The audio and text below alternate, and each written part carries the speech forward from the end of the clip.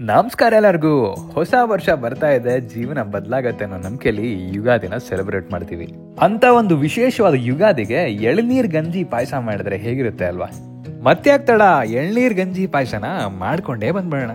ನಾವಿಲ್ಲಿ ಒಂದು 2 ಎಳ್ನೀರು ತಗೊಂಡಿದೀವಿ. ಎಳ್ನೀರು ತಗೊಂಡು ಕಟ್ ಮಾಡಿ ನೀರ್ನೆಲ್ಲ ಸೆಪರೇಟ್ ಮಾಡ್ಕೊಳ್ಳಿ. ಆಮೇಲೆ ಎಳ್ನೀರಲ್ಲಿರೋ ಗಂಜಿನೆಲ್ಲ ತೆಗೆದು ಒಂದು ಬೌಲಿಗೆ ಹಾಕಿಟ್ಕೊಳ್ಳಿ.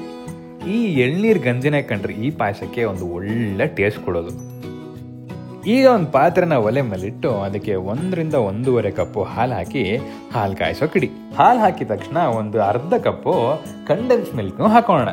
ಹಾಲು ಕುದಿತಾ ಅದನ್ನ ಚೆನ್ನಾಗಿ ಮಿಕ್ಸ್ ಮಾಡಬೇಕು. ಲೋ ಫ್ಲೇಮಲ್ಲಿ ಇಟ್ಕೊಂಡು ಚೆನ್ನಾಗಿ ಕುದಿಸಿ ಹಾಲೆಲ್ಲ ಗಟ್ಟಿಯಾಗಕ್ಕೆ ಶುರುವಾಗುತ್ತೆ. ಈ ವಿಡಿಯೋದಲ್ಲಿ ತೋರಿಸ್ತಾ ಇದೀವಲ್ಲ, ಇಷ್ಟು ಗಟ್ಟಿ ಆದರೆ ಸಾಕಾಗುತ್ತೆ. ಈಗ ಈ ಕಡೆ ಒಂದು ಮಿಕ್ಸಿ ಜಾರ ತಗೊಂಡು ಅದಕ್ಕೆ ಎಳ್ನೀರ್ ಗಂಜಿನೆಲ್ಲ ಹಾಕಿ ಹಾಗೆ ಅದಕ್ಕೆ ಎಳ್ನೀರ್ನು ಹಾಕಿ ಅದನ್ನ ರುಬ್ಕೋಬೇಕು.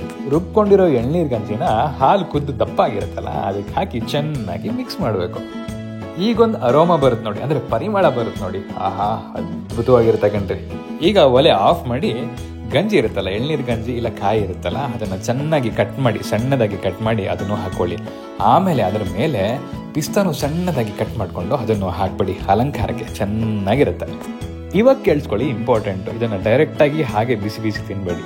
ಫ್ರಿಜ್ಜಲ್ಲಿಡಿ. ಫ್ರಿಜ್ಜಲ್ಲಿ ಒಂದು 2-3 ಗಂಟೆಗಳ ಕಾಲ ಇಟ್ಟು ಅದು ತಣ್ಣಗಾದ್ಮೇಲೆ ಕೋಲ್ಡ್ ಆದ್ಮೇಲೆ ತಿನ್ನೋಕೆ ಶುರು ಮಾಡಿ. ಆಹಾ, ಹೇಗಿರುತ್ತೆ ಗೊತ್ತಾ? ಅಂತೂ ಯುಗಾದಿಗೆ ಒಂದು ಈಸಿಯಾದ ಪಾಯಸ ರೆಡಿ ಆಯಿತು. ವಿಡಿಯೋ ಇಷ್ಟ ಆಗಿದ್ರೆ ಲೈಕ್ ಮಾಡಿ, ಹಾಗೆ ಸಬ್ಸ್ಕ್ರೈಬ್ ಮಾಡಿ. ಇನ್ನೊಂದು ವಿಡಿಯೋ ಜೊತೆಗೆ ಮತ್ತೆ ಸಿಗುವ.